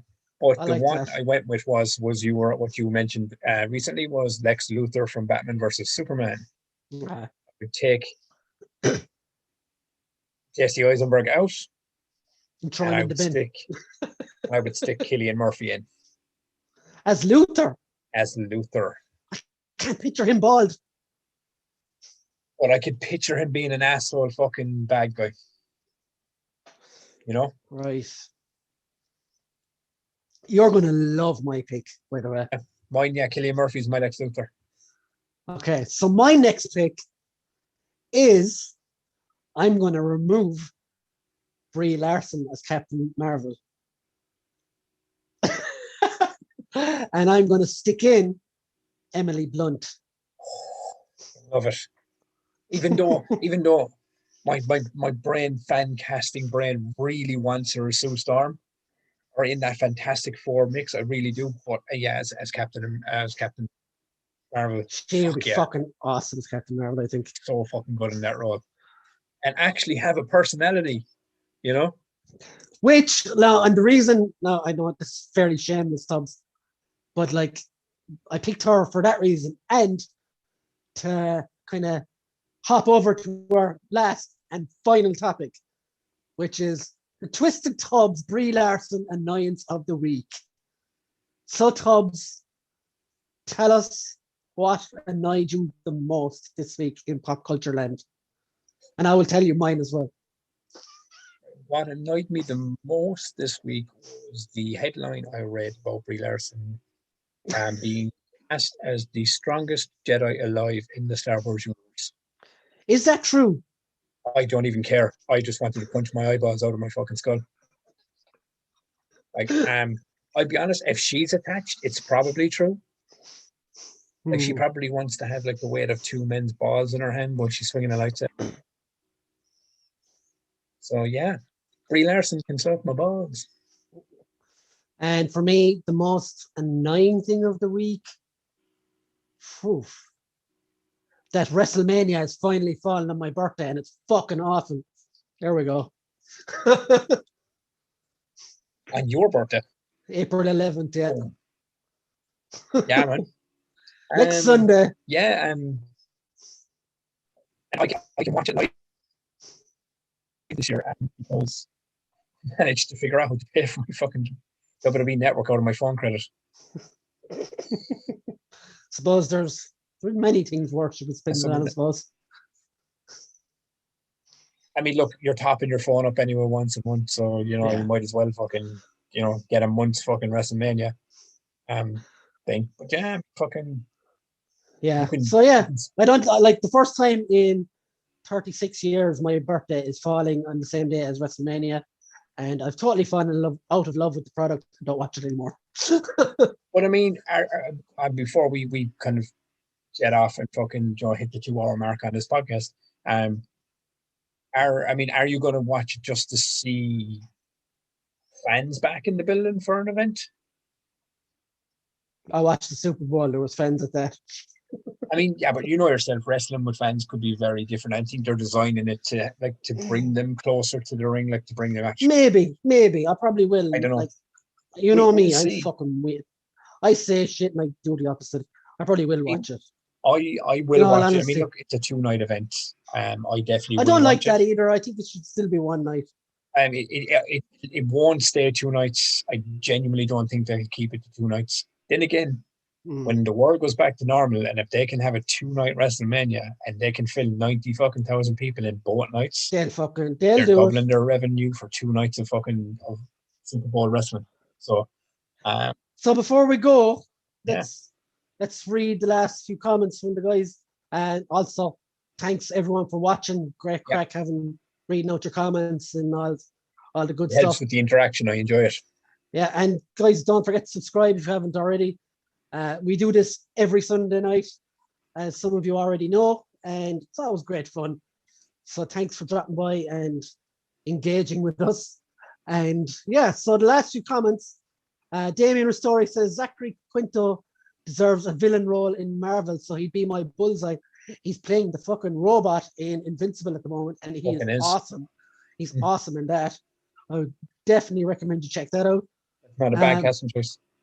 Yeah, good casting choice as well. Hopefully you can get those Spock ears into the costume. I think Ringy says, I think Michael Keaton will be a great Lex Luthor. Now there is a fucking shout and a half. Tubbs doesn't like it because he's Batman. Oh no, God no. I mean, if you're going older Lex Luthor, fucking hell yeah. Actually, how good was he as the Vulture? Like, spread this one out. You've Michael Keaton as Lex Luthor, like an older Lex Luthor, and Willem Dafoe as an older Joker. in the I like same that. fucking movie. That would be I like fucking that. mental. And then what else? Damien Ristori says, I have the power. Big 40th anniversary of Masters of the Universe. Time we got a new movie with Whiplash and We are Hordak getting involved. a new show. We are getting 2 new shows, aren't we? Two new animations. Well, we're getting the Netflix one that Kevin Smith's producing that has a stellar cast of names. There's 2 Netflix shows. There's one of them is more kid oriented. Yeah, it's And more there's the Kevin Smith one. Revelations it's called. Revelations. Kevin Smith's one is like, from what I've been hearing, is like a direct sequel to the 80s cartoon. But I do agree. I would love to see a new live action movie as well. I do. I mean, from what I've heard, that they're in production with one, but it's been in like production hell since COVID hit, so it might not even fucking see the light of day. I want to see him do it in Grayskull. Yeah, same here. Like, I don't want it to be on Earth. Mikey Casey says, thanks for hosting the show, guys. Love watching it each week. Love it, Casey. Thanks, Mikey. Delighted you're watching it and enjoying it. Yeah. But like on the Masters of the Universe thing, I think this is something we're going to cover next week because announced during the week as well, Adam Wingard, who directed Kong versus Godzilla, is doing a new Thundercats movie. And it's kind of half animated, half CGI. I think that very much falls into the same bracket as Masters of the Universe. Yeah. So I think next week we're going to talk about 80s cartoons that should be made into live action, or if they have, to be redone. Plus the usual. Cartoons, bring it the fuck on. We have Invincible, we have Falcon the Winter Soldier, and we'll have a new discussion piece as well as the one I just previously mentioned. And of course, Tubbs' Brie Larson of the week. What were you going to say, Tubbs? Oh no, I'm just saying, I just went like this because there's always something about fucking Brie Larson every week. Not like I won't have trouble finding something. And next week as well, there's another new thing I'm going to put out there. I'm going to pick a character, and Tubbs is going to pick a character, and we're going to argue which one is better. Mikey, which thing Mikey said, was that true? I thought that was an April Fool's. If he's talking about the Adam Wingard Thundercats thing, definitely not. Oh, that's definitely happening. Definitely happening. And I did see the Space Jam 2 trailer as well. Look, it looks like it could be fun, but at the same time, it looks like it could be corny as fucking all balls as well. It's one of those ones, Tubbs, that you turn off the brain. Look, you heard me say it how many times in this episode tonight? There are certain types of movies. It's like watching South Park. You show up and enjoy the ride because you know it's going to be fucking crazy. Like, you know the kind of world we're in when the big talking point of the Space Jam trailer is Lola Bunny having no tits or something like that. That's how fucking weird the world has gone. Oh yeah. Isn't this the same movie that cancelled Pepe Le Pew? Yeah. Pepe Le Pew for a skunk. Fuck off. Lola Bunny without breasts, Lola Bunny with breasts, I would still do her. Who cares? Exactly. She's got nothing on the Cadbury's Caramel Bunny anyway. Oh no. Oh God. They're going to cancel me because I said ill-advised things about a fictional character. Fuck off. All right, guys. Damien says Thundercats. Oh, we'll see you later, guys. Have a good one. Enjoy the bank holiday. Yeah, enjoy.